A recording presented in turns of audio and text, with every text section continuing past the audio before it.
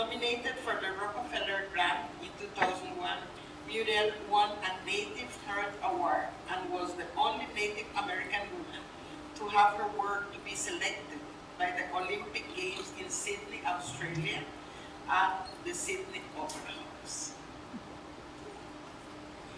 Alrighty. Thank you, Madam Chair, for that wonderful introduction, and I would like to acknowledge my brothers, my Indigenous brothers and sisters who sit up on this panel.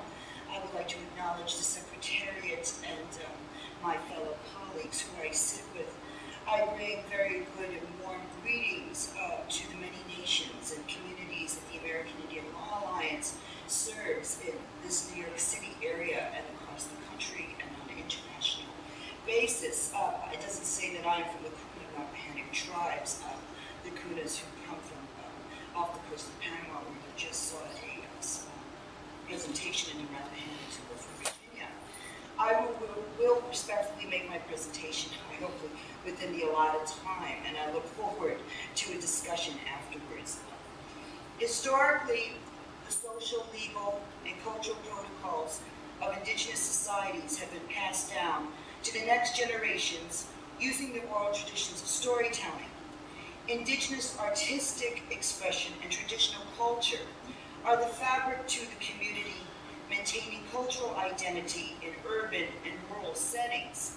The American Indian Law Alliance prepared a major paper in response to the UN Habitat study, Urban Indigenous People and Migration, a review of policies, programs, and practices in 2010. The paper was prepared for the Roundtable Indigenous Peoples Sustainable Urban Development with Culture and Identity that convened in Rio de Janeiro in March 2010. This document affirmed the view that the state policies have resulted in the dispossession and displacement of large numbers of Indigenous peoples from their traditional homelands and territories into urban areas. Our paper also pinpointed the fact that no matter where Indigenous peoples move to in the Western Hemisphere, they are still living within the traditional territory of some Indigenous nation. It is important to highlight this point so that the discussion of Indigenous peoples' issues and human rights in terms of rural and urban areas does not draw attention away from the historical, cultural, and spiritual connection that Indigenous peoples continue to have with their traditional territories and how they maintain their methodologies, cosmologies, and cultural design. Indigenous communities who live on their traditional homelands or who are removed from their traditional homelands or who are relocated from their traditional homelands or not born within their traditional homelands. It should be noted that cultural identity is the essence of their survival. Cultural identity cannot be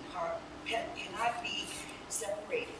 It is ingrained in the spiritual health, culture, and language of Indigenous peoples. It's a way of life. It's vibrantly collective. It is truth. It is the mirror to the community. The preliminary study on the impact of Indigenous peoples of the legal construct known as the Doctrine of Discovery was delivered to the Permanent Forum on Indigenous Issues 9th Session, New York City, April 2010, submitted by Special Rapporteur Tanya Gonella-Fishner. It establishes that the Doctrine of Discovery has been institutionalized in law policy on national and international levels and lies in the root of violations of Indigenous peoples' human rights, both individual and collective, including traditional cultural rights. This is plainly clear how the construct was used when it became outlawed for Indigenous peoples to practice their traditional prayers, songs, dances, languages, and storytelling. It is seen again when Indigenous peoples' names and images on sports mascots, commercial products, ventures, or production theatrical enterprises is often derogatory, offensive, disrespectful. Cultural stereotyping and misuse of indigenous images denies the complexities, methodologies, and cosmologies of indigenous peoples that cannot be separated from their identity, and moreover, a violation of their collective and individual human rights.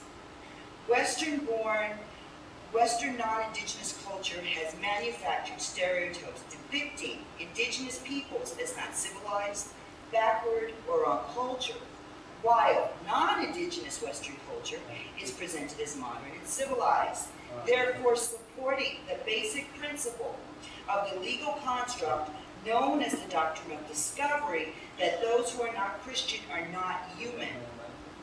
It is necessary to educate governments, policymakers, to the impact that Western worldviews has had on indigenous cultural infrastructures and initiatives that continually reflect the colonial worldview. It is critical to do this where cultural rights are non-existent and the neoclassical design of the non-indigenous Western framework is perceived as a cultural norm. We need to promote reform in the arena of arts policies and cultural advocacy to indigenous methodologies and cosmologies that are the central core of indigenous arts practices rooted in indigenous cultural knowledge. In conclusion, human rights and cultural rights are still being violated to this day because of the legal construct known as the doctrine of discovery.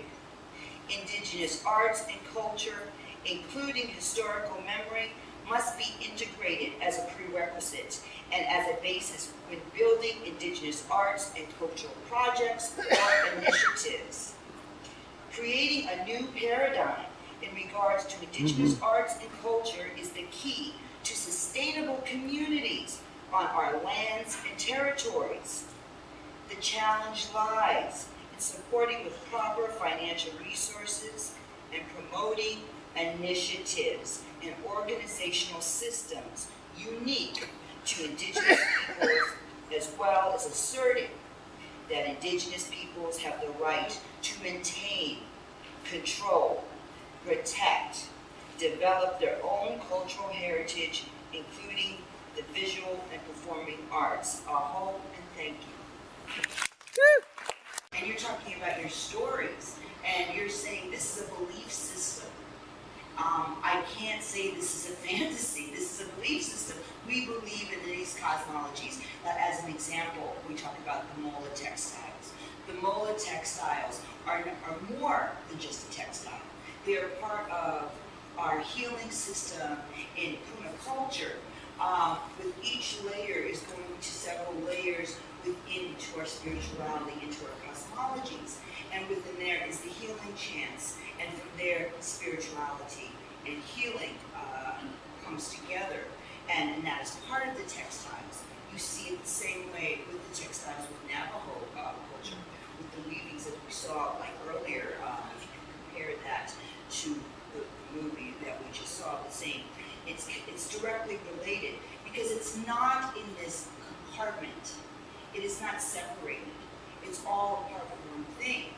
And to make that very clear to policymakers and governments and those who are giving the sources out. And according to the World's Indigenous Peoples Report, one of the things is that depictions of indigenous peoples, when it's in a derogatory term, statistics have been proven that there's been violence against indigenous women because of these images depicting them not as human and them being not Christian. The same thing with teenage violence within communities. They have a statistic, the statistic is seen, and it's in the World Report on the violence of teenagers where these mascots are happening. And I think when we talk about, and I just support what Suzanne is saying, we have to really talk about what's in the Declaration, which is self-determination and our sovereign right. And self-determination is extremely important.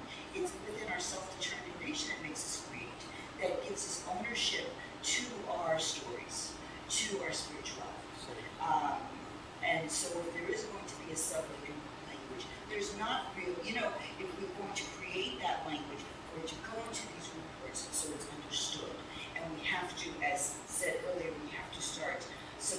learning our own language, even if that means educating. You are